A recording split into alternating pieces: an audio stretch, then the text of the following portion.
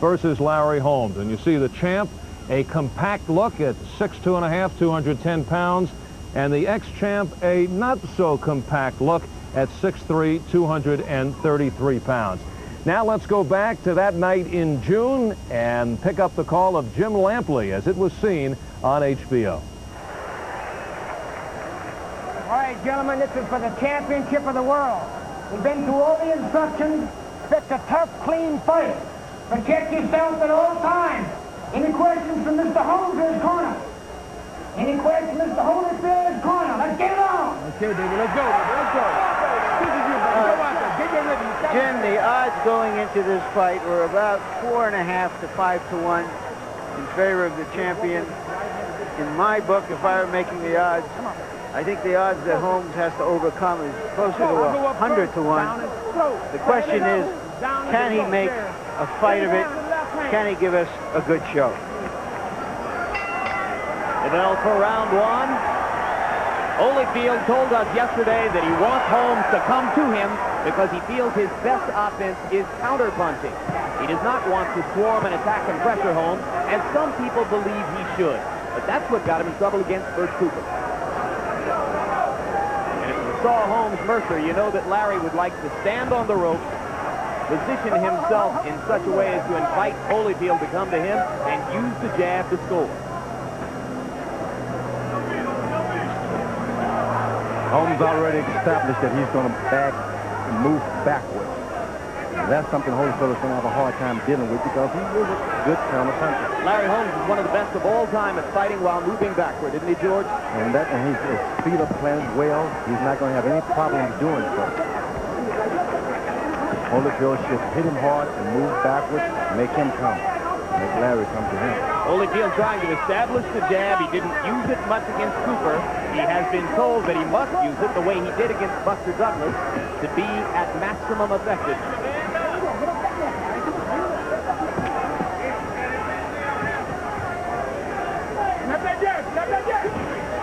Larry Holmes cocks and fires the right hand, but it was a little short. When you're older, you try to hit the younger guys hard to make them come. And that's what Larry is trying to do. Holyfield's looping right hand was slow and late. First punch to the body is a right hand to the ribcage by Holyfield. And you have to wonder how well Holmes will be able to take it to the body if Evander gets there.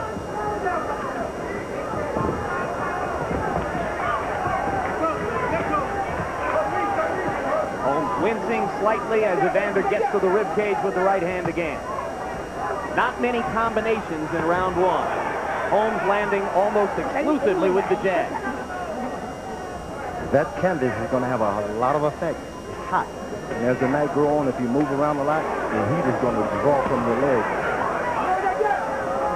And of course, Holyfield is regarded as one of the best conditioned heavyweights of all time, and Holmes' age and weight speak for themselves. Holmes got Holyfield following him around the ring already, so he's at home. Does it in the gym with sparring partners daily. Temperature at ringside, 88 degrees right now. Both men have worked up a healthy sweat as round one wanes. Come on, Larry, come on. Bill Blaine telling Holmes to keep his punches up. Holmes has been hurt by a left hook. And Holyfield misses one right there.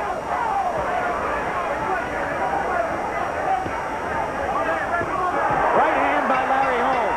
His best punch of the round right at the end. Only 24 punches thrown by Holmes in round one, probably not enough. He needs to throw between 40 and 50 to be effective. Against Mercer, he landed nearly two-thirds of the punches he threw. Holyfield is, to say the least, a more elusive target. Holyfield is playing the puncher in this fight. He's trying to land one shot as though he's the bigger guy. That won't work.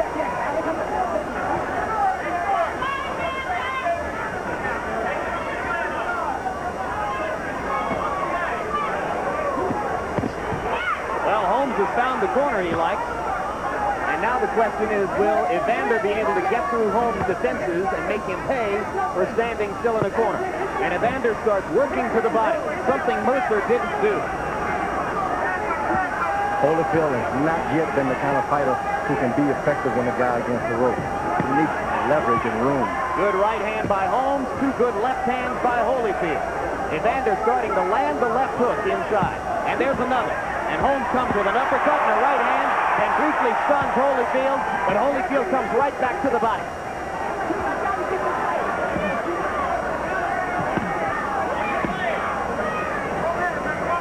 No jabs now. Evander hooking with both hands to the body. Holmes looking to get the uppercut in, and he lands one.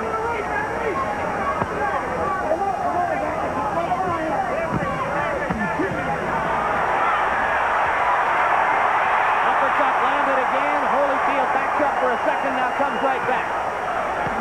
Evander looking for the left hook up top and the right hand to the body. And he's landing both. And Holmes is landing the uppercut and the right to the body in return.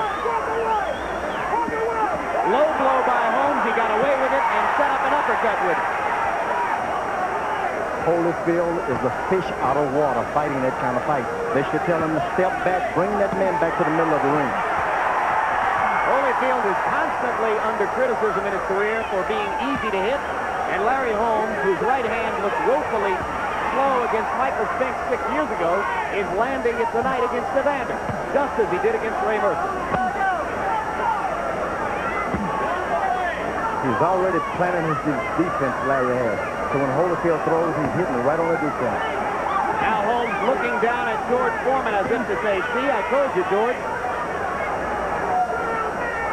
Larry Holmes' eyes are wide open. Left hand by Holyfield, two right hands by Holmes, and again, Holyfield backs up for a second. Holyfield is proving easy to hit once again, just as he was for Cooper, just as he was sometimes for you, George. His corner should tell him to back up. He's champion of the world. You got nothing to prove.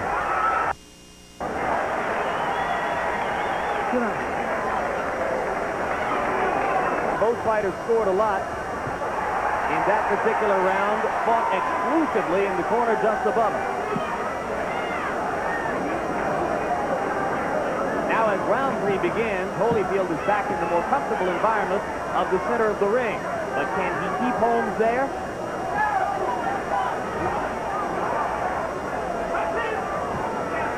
"1974, I'm heavyweight champion of the world, and I'm trying to take it from Muhammad Ali by following him around the ring. Seeing that Evander Holyfield is having the same complex." So you see shades of the rope-a-dope in Holmes' strategy. That's correct. You're a champion of the world. Let the other guy take it from you.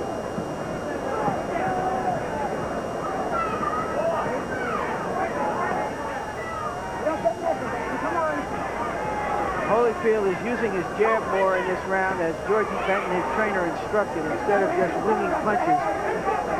And that is a more effective strategy when you have a fighter on the rope. Well, there's got to be an enormous temptation against the stationary target to just go in and wail away the way Evander did in round 2. That's right. Larry is taking 1 inch away from the rope. He jabs, then goes back. Solid right hand by Holyfield over the top. And again, Holmes suddenly unable to defend against right hand lead. Third one missed. 2 most effective punches of the bout so far for Holyfield. Same right hand that Mike Tyson hit Larry Holmes with about 3 or 4 years ago. No, a lot of people would say not the same right hand that Mike Tyson hit it with. Yes, but Almost. that's been the punch, the big punch that Larry Holmes is always a little vulnerable to, because he throws the jab so often. And occasionally his opponent will time that jab and come over it. Witness his knockdowns at the hands of Ernie Shavers and Ronaldo Snipes, both with the right hand. And later Tyson, of course. Holmes seems to function good when he's hurt, which is a rarity with fighters. That was a great thing about Larry Holmes. He had a great left hand, great legs, but a great fighting heart as exhibited by his ability to take a punch and keep coming back. Well, I'll tell you who else seems to function pretty well when he's hurt, and that's Evander Holyfield.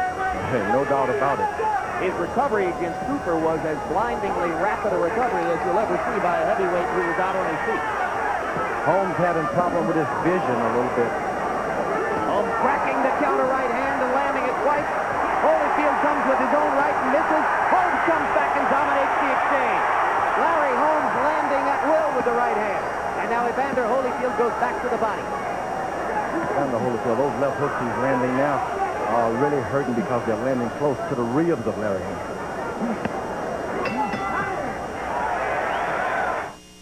Now listen, when you get close, hit him on the arms and the shoulders. You gotta go two hands. You gotta go two hands. Let me see it. I don't get out here. Don't get up no more. Let me push you. Well, you heard the signature advice of George Benton. Yes. He loves George Foreman to ask his fighters to hit their opponents on the arms and the shoulders. Effective? You know, it would have been good if you were talking to Rocky Marciano, who had hammers in his fist. But when you're not, you're talking to a guy who's basically a sharp puncher. What damage can he do by hitting this guy on those big arms? But wear himself down. Maybe you should talk to Benton about it sometime. He's a huge believer in that. Marciano could crack your elbow. Holyfield again chasing Holmes and looking for a chance to go inside against him. Holmes looking for a corner to rest him. Larry likes to use the ropes and the corner post as a third leg. It balances him, it gives him extra support, makes it easier to take the opposition's punches. Now he's got Holyfield afraid to jab, thinking he's going to hit him with a counter right hand. Holyfield should just throw wild shots just for a couple of rounds, mess his antennas up. It's fascinating to me that a Larry Holmes, who seemed to have so much trouble releasing the right hand against Michael Spinks 6 and 7 years ago, is quick with it now. Well, Spinks was moving away from him, Jim. That's why. Spinks was the counter-puncher in that fight and was able to do what Larry is trying to do to Holyfield here now. He's trying to make Holyfield do most of the right hand. That's right. Outstanding right hand by Holmes against Holyfield as Evander was coming in. But again, Evander steps right through it and back inside. The thing with Larry Holmes, he's trying to use that right hand not as a knockout shot, but as a punishing, scare you tactic so he can relax in that ring. And he landed again, and now Holyfield steps forward with a left. But you're right, George. Larry seems to have taken away Evander's will to jab him. Evander just toying with the jab there, and then he steps up and fired the body shot. If you're a great Joe Frazier, smoking Joe Frazier, you want a guy to fight on the ropes like that. But when you're a master boxer, you've got to bring this guy to the middle of the round. This has been a good round for Larry Holmes, who just landed a solid uppercut moments ago. Holyfield hurts Larry every time you hit him with that left hook. And that time it is Holmes with the left hook to the body, and Holyfield ducks away from the right hand. Holmes misses the right. Evander with the left to the rib cage, another left to the body.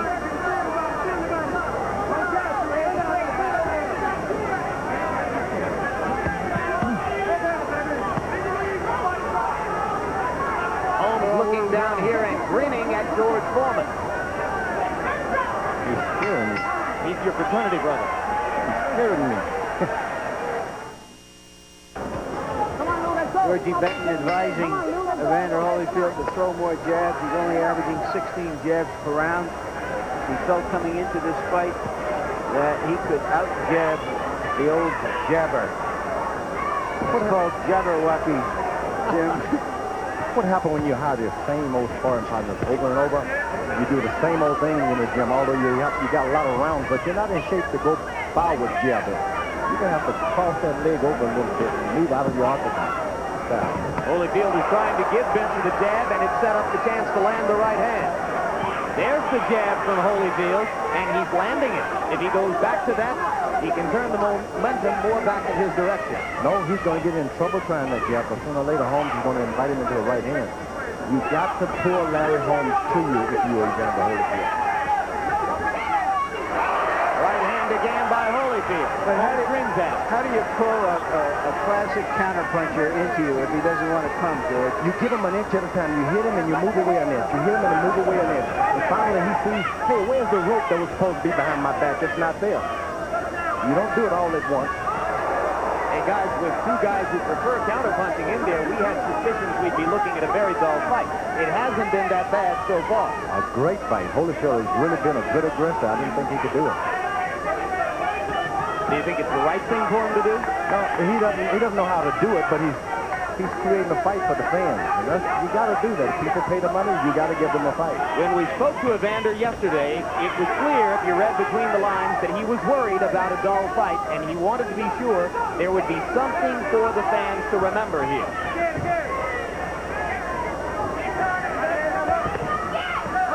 Two right hands to the body by Holyfield. The first one was a damaging blow.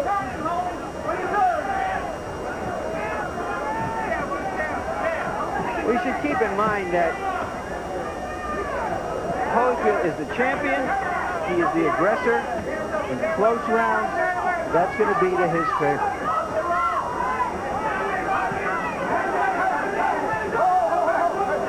He's getting smart now. He's starting to turn Larry Holmes and drive him alongside the rope. Right hand by Holmes. Measuring Evander as he comes forward. And a left to the body and a right and another left by Holyfield. Good round for the champion this time around. This has been the bobbing, dancing, jabbing Evander Holyfield of the Buster Douglas fight. The night he won the heavyweight title. Mills Lane again, costing Holmes to keep him up. Jab, jab. Holyfield fighting a George Benton architected round. That's And a left and a right. I felt that was the best round, that he finally found the rhythm he should be in against this kind of a crafty opponent. No doubt about it, he picked up the pace a little bit. He stopped trying to use jab. Any kind of punch will do. Right on the eye. Right over here on the eye. Just over here on the eye. See the butt? Here, look, right on the eye. I didn't see the butt. Oh, it was right over there. Look. There is a bad cut on the right eye of Evander Holyfield. Lou Duva is claiming that it was a butt. A bad cut along the right eyebrow of the champion. And they thought it was not a butt at all. Just stick him in stand. It was the right side of that right glove. He caught him part of the elbow. Part of the elbow. Yep, there you go. Good call, George Foreman. Elbow on the eyebrow. That's why Mills Lane said, I didn't see the butt. But it was actually an honestly thrown punch. Well, one of the best cutmen in the business, Ace Murata, is the man who worked on it in Holyfield's corner, but you can see that the right eye is already badly damaged. Holmes had better not get overconfident because this guy, Holyfield is turning his face. He's in trouble, George. Holmes better not start that. The blood flowing across Evander's right eye. It appears to be compromising his vision. In the 6th round, he landed 59% of his punches, but he'll be a different fighter now. Now, what's the danger for Holmes, George? To start getting overconfident, going for that eye, and this guy can throw a good shot, a good counter right hand, catching Larry reaching in.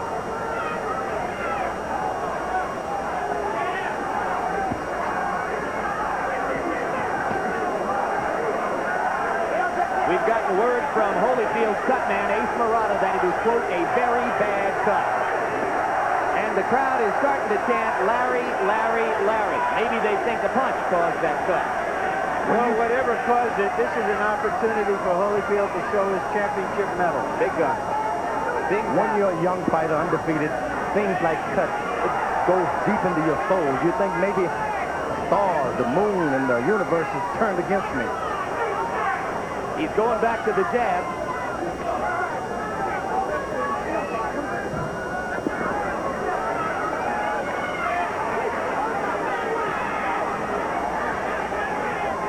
Now, it seems to me, George, that Larry's job here is to flick the jab, flick the jab, flick the jab constantly into Evander's eye. No, the jab is on the wrong side because if he goes reaching with that jab too much on the left side of Evander Holyfield's face, he's going to get caught with that left hook that Evander's been trying hard, desperately to land all night.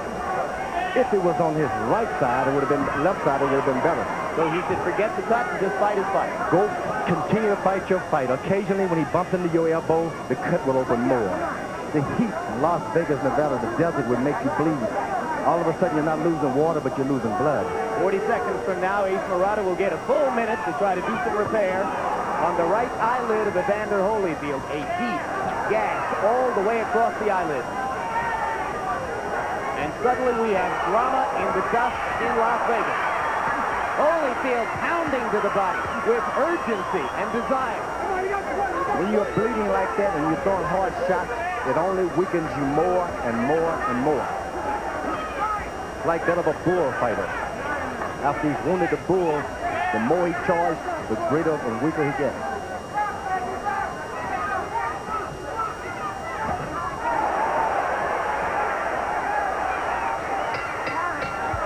It's Ace Murata time in Evander Holyfield's corner, and we'll watch him go to work. The ring. Like he's still champion. Now don't get in a fight with him. Okay. Just step around him. He got to look for you if he can't do it. Okay. All right, this was in the, not this past round, the round before. There you see the right elbow in an honestly thrown effort to punch by Larry Holmes. Caught Evander Holyfield across the brow. That missed punch has given new life to Holmes, because whatever he thought before, now he's looking and saying, 5 more rounds of this, I could pull this thing off. That's right. Holyfield is fighting now to defend his, not his title, but his eye. Because if the fight is stopped because of that cut, it would be a technical knockout victory for Larry Holmes. They would not have to go to the scorecard. The thing with Larry Holmes, he's never been known as a left hooker to open that cut up even more. So the left hook is the punch he would have to have in his repertoire to attack that cut. And he doesn't have a left hook. And Holmes is taunting and talking to Holyfield and trying to get him to come in and commit himself. Holyfield ducks and feints and lands a left and a right. He had a pretty good round last round, fighting with the cut, bleeding. Right now, Murata has done his job, and Holyfield has vision in there as he goes in and tries to attack. Every time Holyfield throws a good right hand, his body follows him in too. So he's getting a bit weak. You think of all the 15-round championship fights that Holmes was involved in, he doesn't get as much opportunity in a 12-round fight to make that cut work for him. Now, George, you were bleeding a lot more blood in your last fight than Holyfield is now. Did that weaken you? Because you came on at the end. You know, it doesn't weaken me because of the round body type. You got a lot of water in there. So what you're saying is it will hurt Evander a lot more than it would have hurt you or Holmes. That's correct. I must admit, I never heard that one before. Whenever you can show cuts in your body, that means there's not a whole lot of liquid in there. George has a wealth of unique theories on the sport, Larry. All of the bodybuilders know that. You're saying his skin is wrapped too tightly around his skeleton. It takes a certain lifestyle to do that. You're drinking a lot of liquids, you won't get it. Now, hamburgers, on the other end, give you another look. Then another round in which Holyfield has landed the more effective punches. Oh, it's interesting. Holmes is hardly doing anything here. I mean, I don't know if he's waiting for Holyfield to make a mistake, but he's not doing enough to win a round, even if he rallies in the 15 seconds or so. He's just not doing anything. He thinks the cut out means he's ahead. Holyfield's dropping his In hand. the last 2 rounds, it wouldn't appear to be the case. Holyfield's starting to bounce around and move it. Holyfield is using his superior footwork and speed. Get around the ring, make Larry come to him, and score with his opportunities. Left hook scores. Been another pretty good round for Evander Holyfield, fighting with one eye. The 11th round, box this guy, move him around. Come on, this guy. 14 months ago, it was George Foreman who went the distance with champion Evander Holyfield at age 42. And now, if he can stand 6 more minutes, Larry Holmes will have accomplished the same thing. What I'm curious about is if Larry Holmes is going to come out and really try to end this fight dramatically, or if he's going to be content to be a good loser. Holyfield is one hurt. right hand. Holyfield is actually being hurt by his right hand. I think the first one really got him, George. That's right, and he's trying to act along with it, but he's hurt. And in the past, the Duva corner, all the fighters seem to get a little itchy in the last round. They don't seem to protect themselves. You're thinking of Meldrick Taylor against Julio Cesar Chavez. And maybe Holyfield against you. He gave you a chance or two in the 12th. Well, that's right. Holmes is awful confident. He's standing straight up, trying to deliver right hand. Good left hook by Holyfield, and he steps back away from Holmes' jab. Another left hook by Holyfield. And a right hand. These are accurate punches by Holyfield, and they underline two things. Number one, he still feels pretty good. Number two, he does not have the kind of punching power necessary to hurt big heavyweights when he lands 1 or 2 or 3 shots. But you just can't get overconfident now with him, because you come forward, he'll meet you with a good right hand. To the body with the left. Holmes has stopped punching for the moment. He wants one good right hand that he feels can drop Evander Holyfield, and I don't understand that. Holmes now ducking away from the body punches. Evander firmly in command in this round after having taken 2 right hands to open it. Larry stands at the rope, says, "Come to me," and Evander says, "No dice. You come to me, big man." Larry Holmes wants to win the title. He's the one who's got to go get it. Well, does he want to win the title, or did he want to collect $7 million? Well, I think he's fought better than a lot of people expected tonight. You can't say he came here not to win, but right now he's got an opportunity, and he's got to take advantage of it or go home. Good left hand by Holyfield. Holmes had been missing with the jab.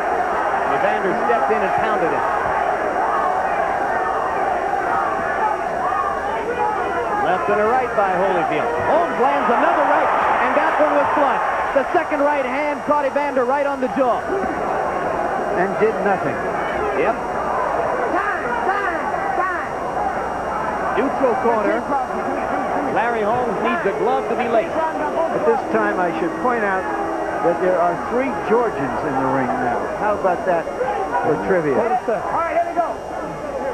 Holmes was born in Cuthbert, Georgia. Cut the tree! Evander Holyfield is from the Atlanta area. And the referee, Mills Lane, is from the Savannah area. All right, here we go. All right, time. All right, here we go. Gusting from above the right eye of Holyfield. Only 10 seconds to go in the round, though. And then only the 12th will remain. Interesting round to score. Both fighters landed effective blows. Maybe Larry got the better of it.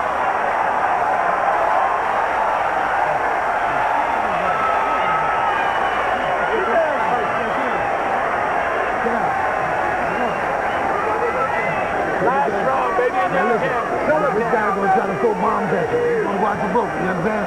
So have you 3 minutes, baby. 3 minutes. 3 minutes, baby. 3 minutes in the new. I got to knock him out. You gonna knock him out? There's a straight right hand by Larry Holmes. Quick right hand. Not all of his body into it, but a good effective punch. Just not effective enough against the stout chin and heart of the champion. 3 minutes, champ. 3 minutes. Walking down and punch on him. You can do it. Last round. The other guy. Here's the drill. I yelled, they go.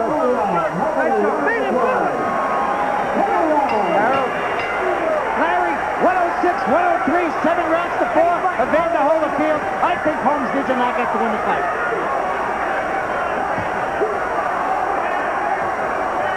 Evander Holyfield's 10th fight as a heavyweight. His 3rd defense of the heavyweight championship he won from Buster Douglas. He has been fighting for 5 rounds now with a vicious cut all across his right eyelid, and the trickle of blood begins again with 2.5 minutes to go. Larry Holmes looking for a big right hand, which might win him back the title he lost to Michael Spinks in 1985. Fought an excellent fight, leaving Larry Holmes, but against the wrong kind of guy. Only had a left hook. Holyfield bouncing and moving, trying to use his superior conditioning and energy to sew up the last round and eliminate any questions that might still exist in the minds of the judges. A much busier Holyfield now than we saw in round 11. Second time in 14 months, though, he's been taken into the 12th round by a 42-year-old former champion. And this will do little even if he wins it, to enhance Evander Holyfield's reputation as a heavyweight champion, that must await further title defenses. And his person like amateur cheerleaders. 3 minutes to go. 3 minutes to go. Crowd coming alive with a minute and a half to go. Their sentiments clearly with Larry Holmes.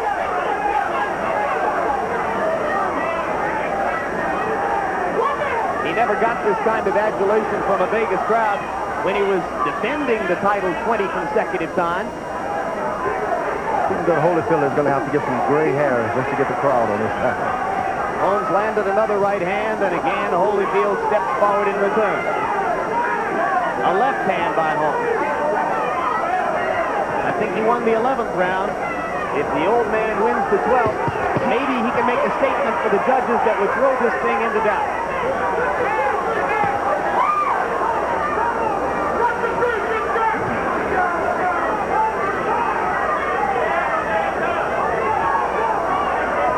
Holmes has been very clever in this fight, not expending more energy than he has to, not fighting more than he has to. And I think he's winning the 12th round right now, which at the very least will be a small embarrassment for the champion, who prizes his conditioning as his biggest asset. Now Holyfield tries to come back with a statement of his own.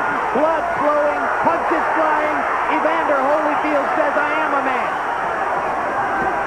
And Holmes hits him again with the right hand. Holyfield has got a courageous heart.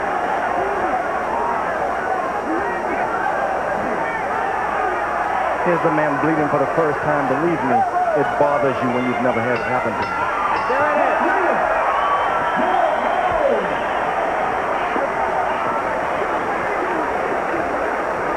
High marks to Larry Holmes for fighting as well as he did. So Evander Holyfield continues as the champion who really can't win until he faces a Riddick Bowe or a Lennox Lewis or a Razor Ruddock. That is